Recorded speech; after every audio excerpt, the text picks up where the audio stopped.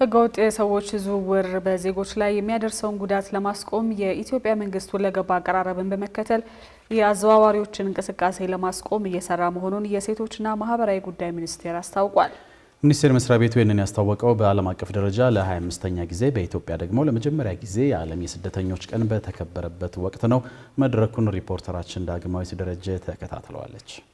በዓለማችን ላይ በርካታ ዜጎች በተለያዩ ምክንያቶች ከሀገራቸው ይሰደዳሉ። እንደ ዓለም አቀፉ የስደተኞች ድርጅት ሪፖርትም በአውሮፓውያኑ 2024 በዓለማችን ላይ 304 ሚሊዮን የሚጠጉ ስደተኞች መኖራቸውን ይጠቅሳል። ኢትዮጵያም በዚሁ የአውሮፓውያኑ ዓመት በግጭትና በድርቅ ምክንያት የተፈናቀሉ በሚሊዮን የሚጠጉ የሀገር ውስጥ ተፈናቃዮችና የውጭ ስደተኞችን እያስተናገደች የምትገኝ ሲሆን ከተለያዩ ሀገራት ከስደት ተመላሽ ዜጎችንም እየተቀበለች መሆኗ ተገልጿል። በተጨማሪም የተሻለ ሕይወት ፍለጋን ጨምሮ በተለያዩ ምክንያቶች በመቶ ሺዎች የሚቆጠሩ ኢትዮጵያውያን ወደ ሌላ ሀገር መሰደዳቸውንም የሴቶችና ማህበራዊ ጉዳይ ሚኒስቴር የዓለም አቀፉን የስደተኞች ቀን በኢትዮጵያ ለመጀመሪያ ጊዜ ባከበረበት ወቅት ጠቅሷል። በመድረኩ የተገኙት የኢፌዴሪ ምክትል ጠቅላይ ሚኒስትሩ ተመስገን ጥሩነህ ስደተኞች ከሌላው የህብረተሰብ ክፍል በተለየ ለተለያዩ ችግሮች እንደሚጋለጡ ተናግረዋል።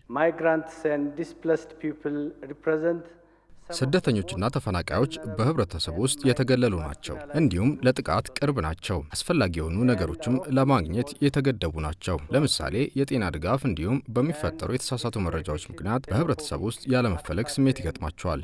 ስቲግማ ፊውልድ ባይ ሚስኢንፎርሜሽን እንዲሁም ህጋዊ ያልሆነ ስራ ላይ በመሰማራታቸው በርካታ ችግር ይገጥማቸዋል ያሉት ምክትል ጠቅላይ ሚኒስትሩ፣ ነገር ግን ስደተኞች በተለይም በታዳጊ ሀገራት ኢኮኖሚ እድገት ያላቸው አስተዋጽኦ ከፍተኛ ነው ብለዋል። Many migrant workers are often in temporary, informal or unprotected jobs. አብዛኞቹ ስደተኞች ደህንነቱ ያልተረጋገጠና ህጋዊ ያልሆነ ጊዜያዊ ስራ ነው የሚሰሩት። ይሄ ደግሞ እምነት የማጣትና ደካማ የስራ ሞራል እንዲኖራቸው ያደርጋል። ስደተኞች በሀገራቸውም ሆነ በተሰደዱበት ሀገር በኢኖቬሽን የተረጋገጠ እድገት ለማምጣት የብልጽግና ምንጭ መሆን እንደሚችሉ የተረጋገጠ ነው። ከፍተኛ የፋይናንስ አስተዋጽኦ ማድረግ ይችላሉ፣ በተለይ በዝቅተኛና መካከለኛ ገቢ ባላቸው ሀገራት ላይ።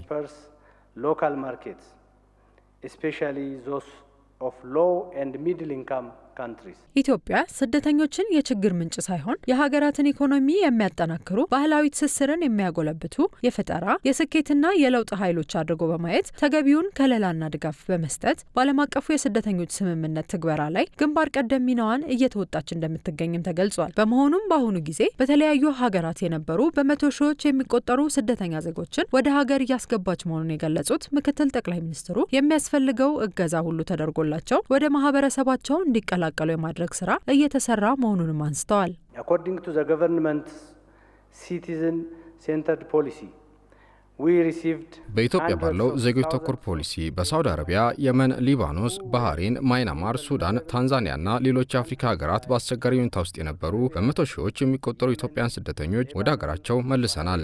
መንግስት ከአጋር ድርጅቶች ጋር በመሆን ስደተኞቹ የሚያስፈልጋቸው የጤናና ሌሎች ድጋፎች ተደርጎላቸው እንደገና ወደ ማህበረሰባቸው እንዲቀላቀሉ አድርጓል። ሶሻል ሰፖርትስ፣ ሌጋል ኤድስ ኤንድ ሰስቴናብል ኢኮኖሚክ ሪኢንቴግሬሽን። የሴቶችና ማህበራዊ ጉዳይ ሚኒስትሯ ኤርጎጌ ተስፋዬ በበኩላቸው ህገወጥ የሰዎች ዝውውርን ለማስቆም መንግስት ሁለገብ አቀራረብን በመከተል የህገወጥ አዘዋዋሪዎችን መረብ ለመበጠስ እየሰራ መሆኑንም በመድረኩ አስረድተዋል። In relation to the combating human trafficking,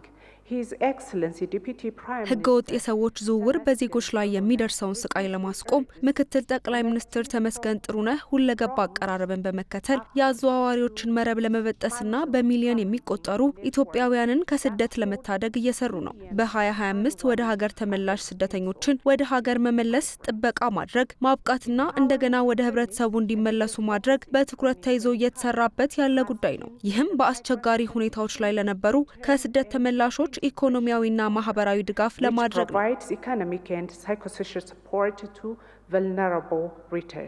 ሚኒስትሯ ጨምረውም መስሪያ ቤታቸው ከዓለም አቀፉ የስደተኞች ድርጅት ጋር በመተባበር የስደተኞችን መብት ለማስከበርና ህገወጥ ስደትን ለመቀነስ በትኩረት እየሰራ መሆኑን ገልጸዋል። ኢትዮጵያ ዓለም አቀፉን የስደተኞች ቀን ለመጀመሪያ ጊዜ ባከበረችበት በዚህ መድረክ በስደት አስተዳደር፣ በተመላሾች ድጋፍና በዲያስፖራ ተሳትፎ ዘርፍ ከፍተኛ ስኬት ላስመዘገቡ ግለሰቦችና ተቋማት የስደት ሻምፒዮኖች የተሰኘ ሽልማት ተበርክቷል። ሽልማቱ በዘርፉ ያሉ በጎ ተሞክሮዎችን ወደ ተቋማዊ አሰራር ለመቀየርና ለሌሎች አርአያ እንዲሆኑ ለማድረግ የታለመ መሆኑን ነው የተገለጸው።